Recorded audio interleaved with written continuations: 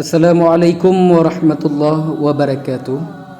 Alhamdulillahi rabbil alamin. Wassalatu wassalamu ala asyrafil anbiya'i wal mursalin wa ala alihi wa sahbihi ajma'in, amma ba'du. Pada kesempatan kali ini kita akan mengisahkan, yaitu seorang Raja Babilonia yang menjadikan budak puluhan ribu keturunan Nabi Yakub dan Nabi Sulaiman. Siapakah raja tersebut? Raja tersebut bernama Nebukadnezar atau Bukhtanasar. Dia adalah penguasa kekaisaran Babilonia baru dalam dinasti Kasdim yang berkuasa mulai tahun 605 sebelum Masehi sampai dengan 562 sebelum Masehi. Syekh Ibnu Katsir dalam bukunya berjudul Qasasul Anbiya mengutip sejumlah riwayat memaparkan menjelang penyerangan Nebukadnezar ke Yerusalem, Allah Subhanahu wa taala telah mengirim utusannya di tengah Bani Israel. Sang utusan itu adalah Armia atau Yeremia. Wahab bin Muhabbih mengatakan, Allah menurunkan wahyu kepada Armia ketika berbagai macam kemaksiatan melanda di tengah-tengah kehidupan Bani Israel. Wahyu yang diterima oleh Nabi Armia itu berisi peringatan kepada Bani Israel akan kehancuran mereka. Raja Nebukadnezar akan menghancurkan mereka dengan kejam. Mendapat peringatan itu, Bani Israel menganggap Armia gila. Pada akhirnya, Allah mengirimkan Nebukadnezar dan pasukannya untuk menyerang Yerusalem. Raja Babilonia ini menawan dan menjadikan budak kaum Bani Israel. Para tawanan yang terdiri dari anak-anak, pejabat tinggi dan putra-putri kerajaan, semuanya ramai-ramai digiring oleh pasukan Nebukadnezar. Jumlah tawanan dari kelompok ini mencapai 90.000 orang.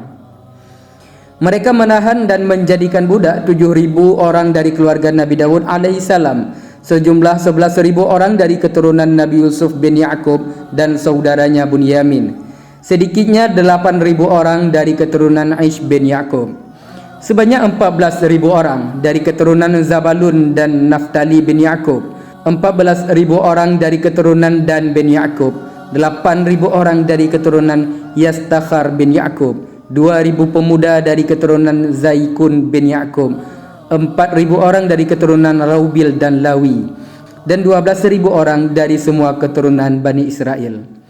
Selain itu, Nebukadnezar dan pasukannya merobohkan tempat-tempat ibadah di Baitul Maqdis. Babi-babi disembelih di dalamnya dan pasukannya pulang kembali ke negerinya di Babilonia dengan pampasan perang yang berlimpah. Tak kala menerima wahyu itu, Nabi Armia sempat berkata, "Wahai Tuhanku, maha suci Engkau dan segala puji hanya bagimu. Engkaulah yang maha tinggi. Apakah Engkau akan menghancurkan negeri ini dan wilayah sekitarnya? Padahal negeri ini adalah tempat para nabimu di masa dahulu dan tempat diturunkannya wahyu-wahyu darimu. Wahai Tuhanku, maha suci Engkau, segala puji hanya bagimu. Engkaulah Tuhan yang maha tinggi lagi yang maha agung. Demi mihrab masjid ini, begitupun masjid-masjid di sekitarnya dan rumah-rumah ibadah yang telah dibangun untuk mengingat dan mengagungkan dirimu. Wahai Tuhanmu, maha suci Engkau, segala puji bagimu. Engkaulah yang maha agung lagi maha tinggi. Apakah Engkau hendak menyiksa umat ini sementara mereka berasal dari keturunan kekasihmu Ibrahim, ibunda Musa dan kaum Daud pilihanmu?" Kemudian Allah Subhanahu wa taala berfirman, "Wahai Armia, barang siapa yang bermaksiat dan durhaka kepadaku, maka ia tidak bisa menghindar dan menolak siksaku. Sesungguhnya aku memuliakan mereka para pendahulu, mereka itu karena ketaatan mereka kepadaku. Jika mereka durhaka kepadaku, niscaya aku akan turunkan azabku di negeri kaum yang durhaka ini, kecuali jika mereka mendapat rahmat dan kasih sayangku." Nabi Armia telah menyampaikan risalah Allah kepada Bani Israel. Mereka telah mendengar berbagai macam ancaman azab yang disebabkan oleh kedurhakaan, kemaksiatan dan kezaliman mereka. Mereka justru menganggap Nabi Armia sudah tidak waras.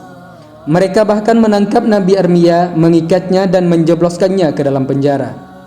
Pada saat itu Allah Subhanahu wa taala mengirim Nebukadnezar bersama pasukannya ke negeri mereka. Pasukan Nebukadnezar mempunyai kekuatan yang sangat besar. Pasukan itu merajalela di kampung-kampung mereka, sebagaimana dijelaskan di dalam firman-Nya.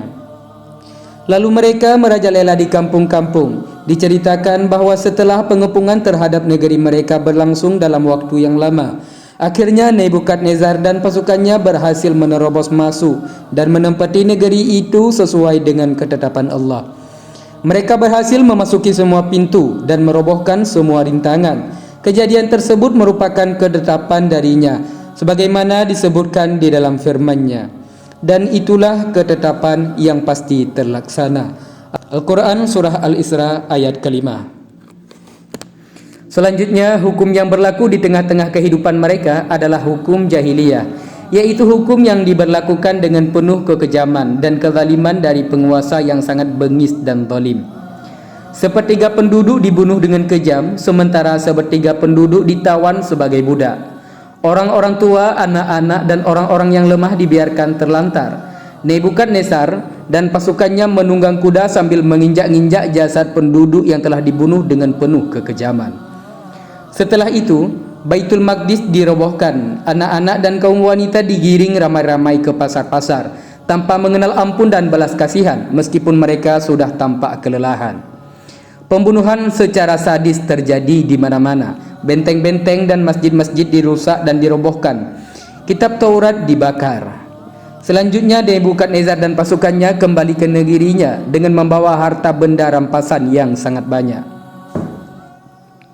Setelah Nebukadnezar melakukan aksi penyerangannya, mereka berkata, "Kaum Bani Israel yang engkau serang itu memiliki seorang tokoh spiritual yang bernama Armia. Ia telah memperingatkan kaumnya perihal dirimu yang melakukan penyerangan kepada mereka, melakukan pembunuhan massal, menghancurkan masjid-masjid dan tempat ibadah mereka. Tetapi mereka mendustai dirinya, mengintimidasi, memukul dan menjebloskannya ke dalam penjara." Mendengar informasi tersebut, Nebukadnezar segera memerintahkan agar Armia dibebaskan dari penjara. Setelah Nabi Armia dikeluarkan dari penjara, Bukhtannasar bertanya, "Apakah engkau telah memperingatkan kaummu itu tentang bencana yang akan menimpa mereka?" Nabi Armia pun menjawab, "Iya." Nebukadnezar berkata, "Sungguh aku mengetahui hal itu." Armia berkata, "Allah telah mengutus aku kepada mereka, tetapi mereka mendustai diriku." Nebukadnezar pun berkata, "Apakah mereka mendustaimu, memukulmu dan menjebloskanmu ke dalam penjara?" Nabi Armia pun menjawab, "Iya." Nebukadnezar berkata, "Seburuk-buruk kaum adalah kaum yang mendustai nabi mereka dan mendustai risalah Tuhan mereka. Maukah engkau ikut denganku? Aku akan memuliakan dirimu dan memenuhi segala keperluanmu. Atau jika engkau lebih suka menetap di negerimu, maka aku sungguh-sungguh akan menjamin keamanan dirimu." Nabi Armia berkata kepada Nebukadnezar, "Sungguh aku senantiasa berada dalam perlindungan Allah selama aku tidak menyimpang dari ajarannya sesaat pun. Seandainya Bani Israel tidak menyimpang dari ajarannya, niscaya mereka tidak takut kepadamu dan kepada yang lainnya. Engkau tidak dapat menguasai mereka." Setelah mendengar penjelasan Nabi Armia tersebut, Bukhtannasar segera meninggalkan Nabi Armia seorang diri di wilayah Ilya, Yerusalem. Ibnu Katsir mengatakan bahwa cerita tersebut adalah gharib atau asing. Di dalamnya mengandung berbagai macam hikmah, pengajaran, dan nasihat yang sangat berharga. Wallahu a'lam bishawab. Assalamualaikum warahmatullahi wabarakatuh.